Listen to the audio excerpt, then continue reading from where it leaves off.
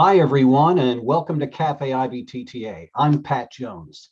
My guest today is Tracy Marks, President and CEO of TransCore. Tracy was appointed President of TransCore in August of 2012.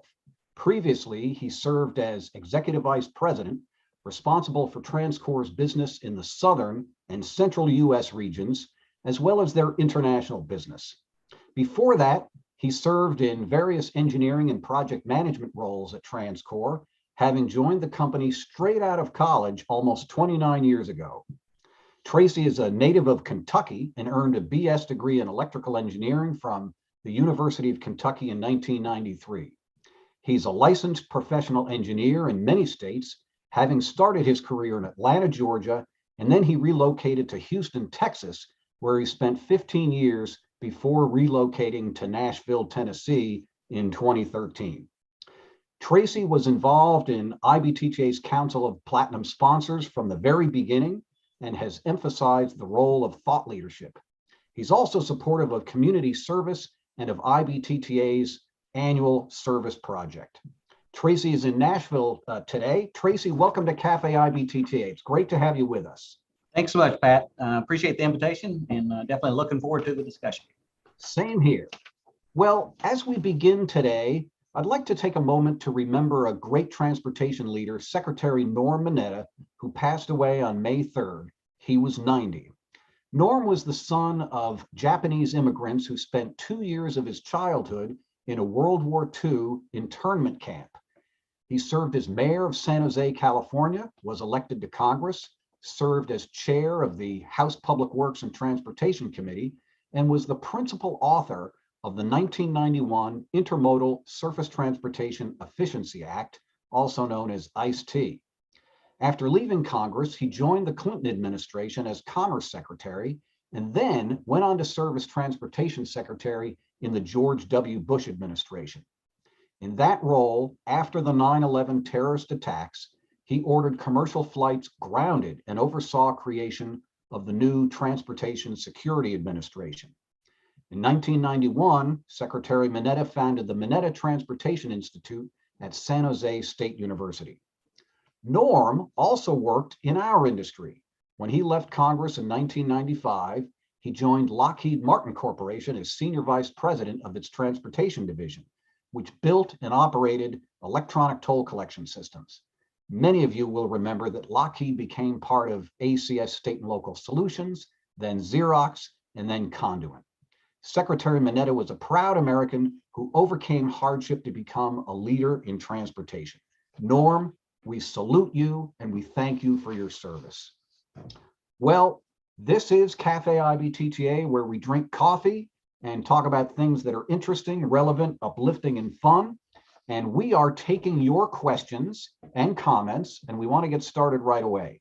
So we know that Tracy is a native of Kentucky, and the timing is great because the Kentucky Derby was just this past weekend, one of the most prestigious sporting events in the world, and it happens in Tracy's home state.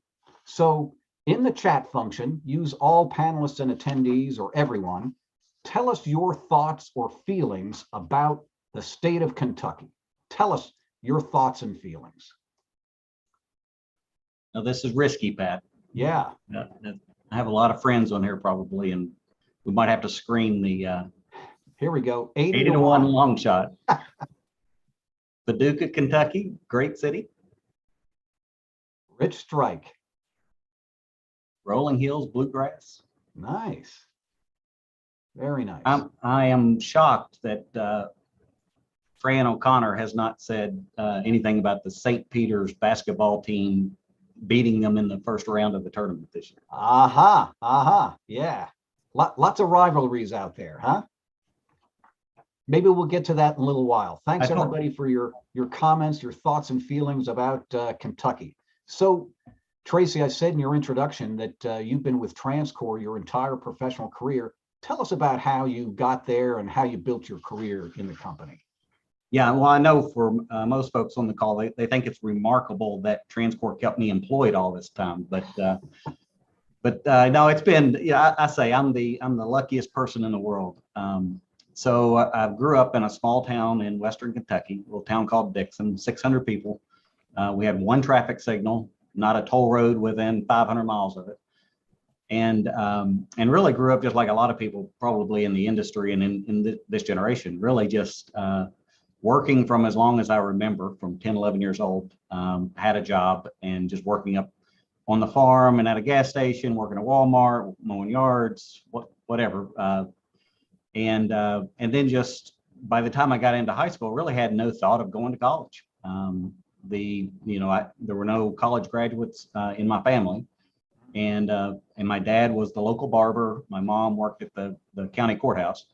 And really just, we lived a different lifestyle growing up in rural Kentucky. So didn't have a thought. I really wanted to become a welder. That was I worked at a welder, huh? A welder. Yep. I worked at a company called Texas Gas. It was a pipeline company, as a freshman, sophomore in high school. And I realized the welders there made the most money.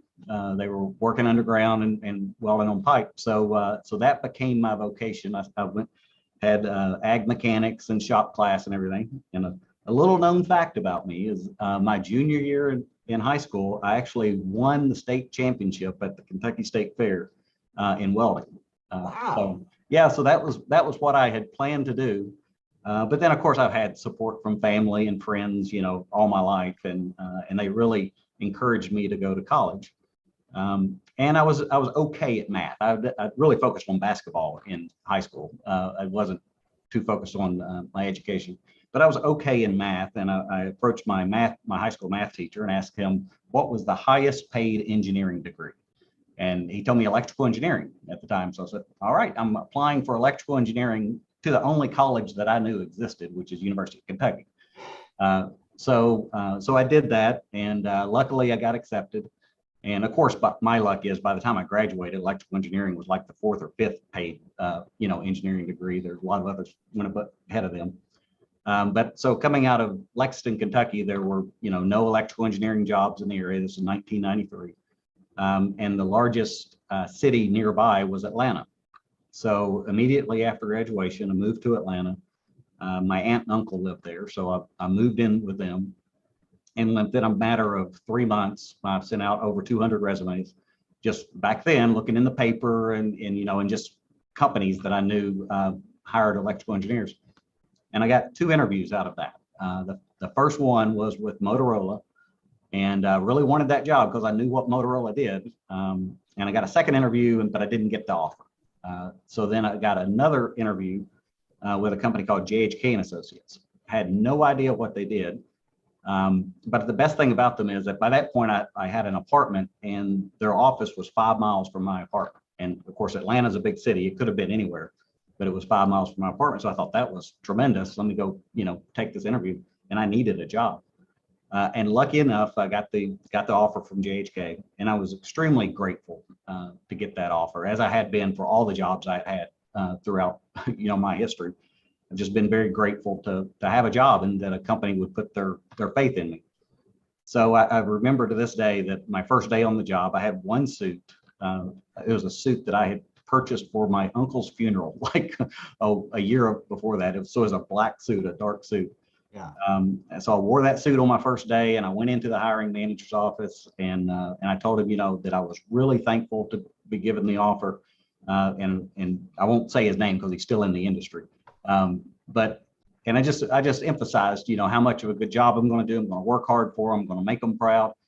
And I just remember right in the middle of my spiel to him, he said, "Settle down, Tracy." He said, let me let you understand, it was between you and a guy with deep fat fryer experience. And he said, and you barely won. So I just think that set the tone. It wasn't too motivational back then. And I've never tried that line on a new hire myself. But it did kind of instill in me humility of, you have to prove your worth. You have to always prove, your worth, not just getting the job is just the first step. Then you have to prove your worth. So from that point forward, so that was in 93. In 1994, JHK combined with Syntonic to form TransCore. And I was just been fortunate in the company. I was one of my first project manager jobs was for the 96 Olympics. We built traffic management centers for 7 traffic management centers in the Atlanta metro area. to manage the traffic for the Olympics. And then got an opportunity out of that. We had acquired the transportation assets from Cubic in late 96.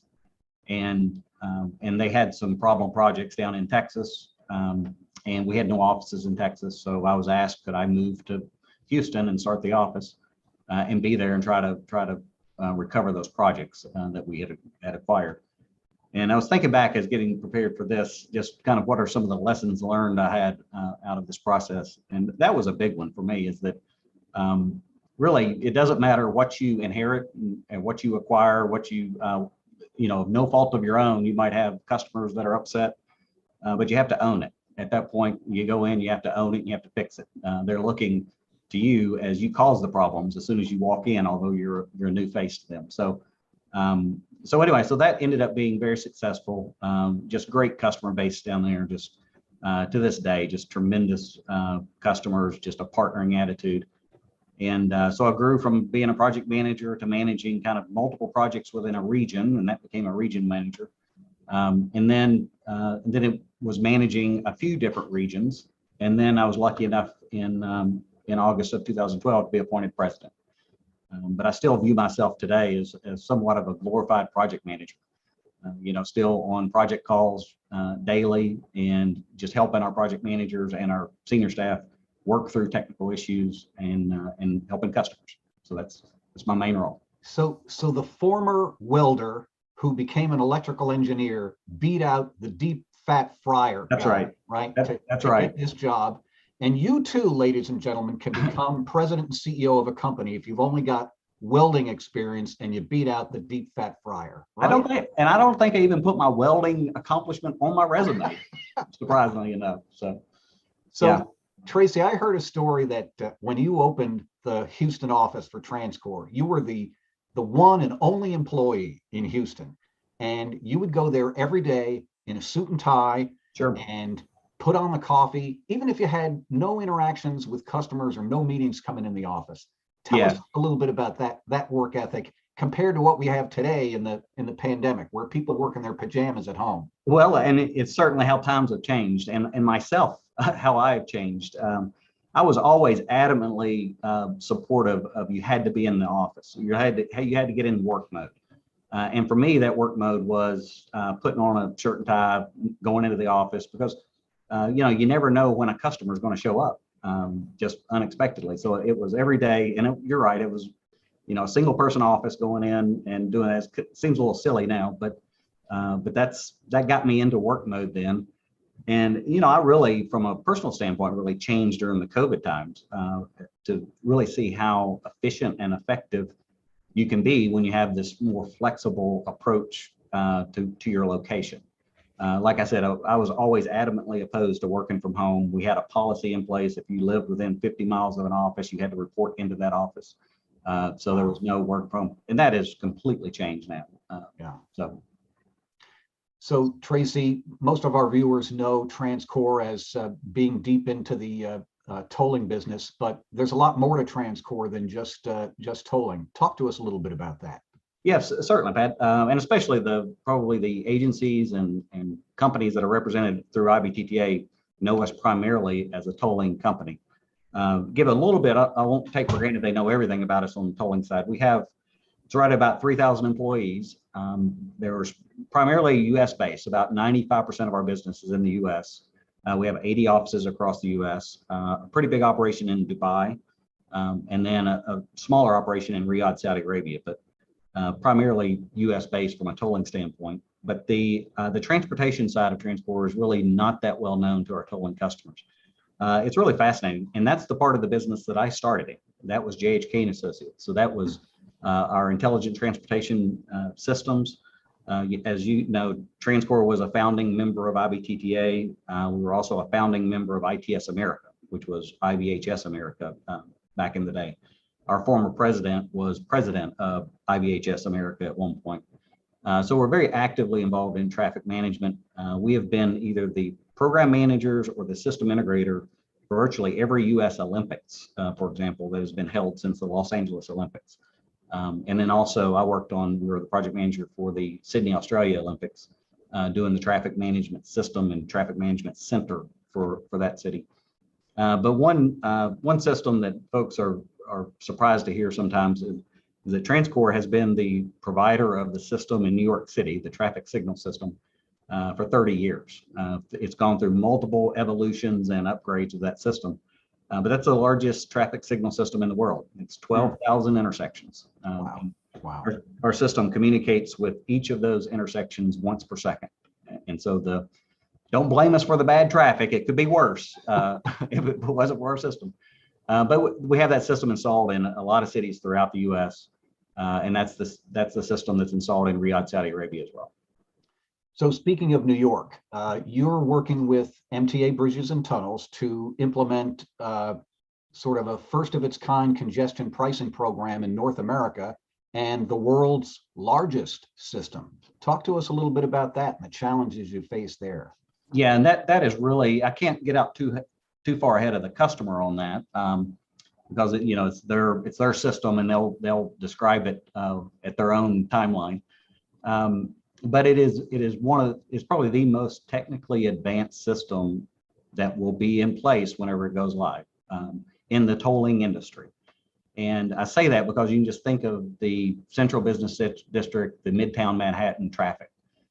So we're using not only RFID transponders, but video, we're using Bluetooth. We're using a lot of technologies to identify vehicles.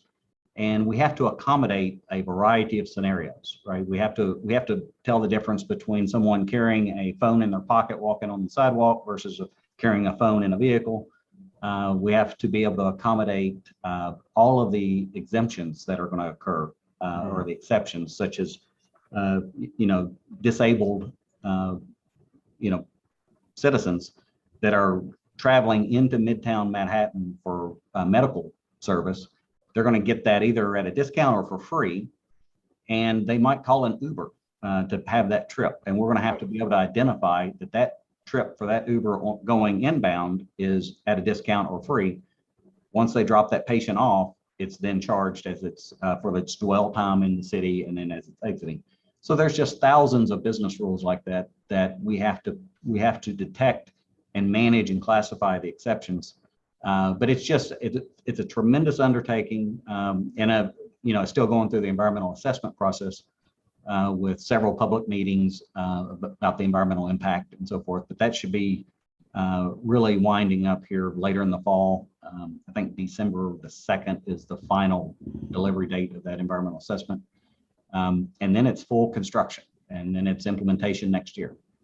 So very exciting project. You mentioned business rules and gave examples of really intricate differences in how you apply those business rules. Another big challenge is the request to have it be low profile. Absolutely. You're talking about intersections in New York City. You're not talking about a big wide open toll plaza, for instance. Yeah, you're absolutely right, Pat. And that was a challenge because you can imagine, you have 6 lanes across, no gantries are allowed. So there's no such thing as a tolling gantry in New York City. Right. For one thing, you have parades coming down through there, so you can't block the overhead area. So it's been a huge challenge. And we have, obviously I'm a little biased, but think we have the best technical team in the world that worked on it and came up with a solution and has fully tested it now. But I would venture to guess if you drive in, if you go in an Uber or taxi or even drive in, you likely will not even see the infrastructure. It is all, kind of masked to blend in with the environment, with the local streetscape. And there are different streetscapes throughout that area. So I think there's 7 different types of streetscapes in there. So we even have bright purple equipment in some areas where all of the equipment is bright purple already. So it will certainly blend in. And that was a big part of the design too. The architectural aspect of this to make sure it wasn't the traditional heavy equipment gantry type solution. And we really see that as being adopted by toll agencies as well. It makes a lot of sense. Yeah. So Tracy, let's talk a little bit about the future, autonomous vehicles, next generation technology. we're an industry that's rapidly evolving, and we're not going to be dependent on transponders and gantries and that kind of thing. Talk to us a little bit about the future and your vision. Yeah, absolutely. And I'm a little bit more of a, I guess, cautious technologist here in our industry, because every agency is different. Every agency has, their own business rules, their own customers, and their own unique situations. You heard Jeff Miller a few Café IBTTAs ago talk about how West Virginia will likely never be all electronic tolling. That their plazas in some locations are put in to slow traffic down for safety purposes. Right. So every agency is different, but I think we would be naive if we weren't actively investing and taking advantage of the technological advances that are coming rapidly from the auto manufacturers. And so this isn't a situation where TransCore or any other company is trying to get out in front and develop a technology that is proprietary to TransCore. There's no such thing going forward. We're going to take advantage of technology that is already being manufactured by the OEMs for autonomous vehicles and for connected vehicle technologies. So it's going to be a hybrid for years to come. I would say for the next 10 years, you're going to have a hybrid of the legacy technologies. And then with the emergence of the new technologies in the new vehicles, we're going to be taking advantage of that. And I think it only makes sense for agencies to do that in a prudent way, so they don't impact their customers overnight, that they gradually adopt the new technology of the new that's coming available in the new vehicles as it becomes available. So I see this as a 7-year horizon of kind of slowly, and that also helps agencies, gives them runway to get their back offices and get third-party service providers integrated. That also gives them time to kind of adopt this and to kind of incorporate their customers with that new technology approach. But yeah, it's nothing. I'm involved with a lot of discussions with agencies and groups of agencies about technology disruptors, things that could impact their business. Nothing's going to happen overnight in this industry. It's going to be slowly adopted in. And it's really taking advantage of the technology that's already on the vehicle, and that's what we have a lot of partnerships with the OEMs, just advising and understanding what that technology is, so we can take advantage of it. Tracy, speaking of disruptors, COVID and the pandemic certainly was a huge disruptor to our industry, and we saw toll agencies overnight transitioning from cash and open road tolling to all electronic tolling. Talk to us a little bit about that and compare that to what do you see in the future? Okay, certainly. And, I always hate to refer to the COVID period as a positive on future business, because there's nothing positive about COVID. All of us had employees and families of employees that were, very much affected by COVID. We had, people in the company that passed away from COVID.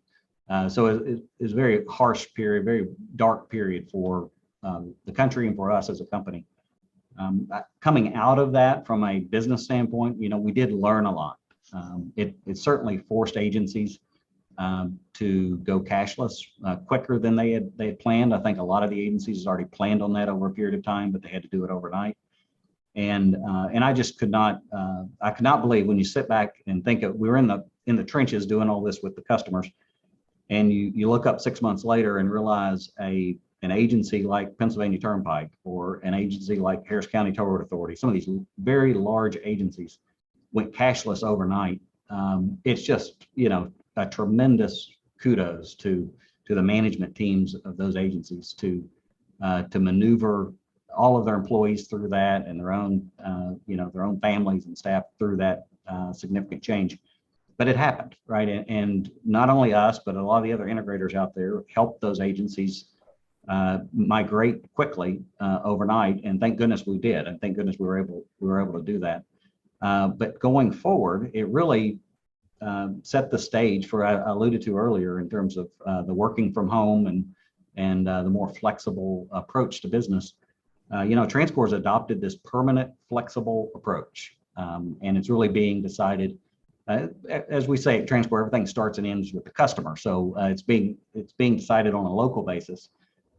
Those employees that have to come into the office, we have some that are technicians, for example, that they can't do that work remotely. They have to be in the office. We have customer service reps. A lot of them have to be in the office, but some can do remotely as well. But it's all being determined by the local manager. And myself and senior management team at TransCore, it's afforded us an opportunity to be face-to-face with more customers more often.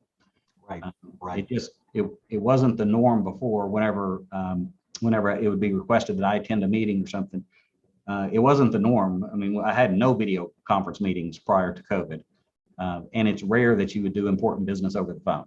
Right. It's right. normally get on a plane and get there overnight or that same day or whatever. Yeah. And now that it's become the norm, really customers have embraced it as well. I had a meeting last week. It's called kind of short notice, but it was on the West Coast, and it was going to be a bear to try to get there. And I just asked, could we do a video? And the customer preferred to do a video as well. So that saved you 2 days of travel, right, to be able to have that meeting. And it's just, I'm really thankful that the customers have embraced that because it's really made our jobs much easier in terms of just the wear and tear on your bodies to get out and travel and be somewhere. But of course, there's still nothing that takes place of the in-person meeting. It's why you're having the conference in Colorado. Yeah. That's one thing I learned is that conferences are very difficult to hold virtually. And I think you guys probably experienced that too, just not near the same. Yeah. Yeah. People don't feel the same commitment to a virtual conference as they do perhaps being in person. There's a much greater commitment. Tracy, let's talk for a minute about the new ownership. Sure. TransCore recently was acquired by ST Engineering, a Singapore-based company. What does that mean for you and the company and your customers? Yeah, I thought it's been an interesting process. So we've been going through the process for about a year now. And, TransCore is somewhat unique in that we've been owned by someone else for the past 30 years and by different companies that have owned us, but we've always been singularly operated. We've always been our own company. So we've never relied on anything from the outside from a parent company. Every parent company of ours has really been a financial partner. So TransCore has all of our own internal administrative. We do all of our own benefits and HR, accounting, finance, you name it. Everything is self-contained within TransCore, and really always has been. And what a financial partner does for us, like Roper Technologies did prior to ST, and now ST does, is our CFO and our finance team that instead of interacting with a bank, they interact with our parent company. So that's really that. While I think this got a lot of publicity because it's now we're no longer a U.S. owned company. We're a foreign owned company, a Singapore owned company.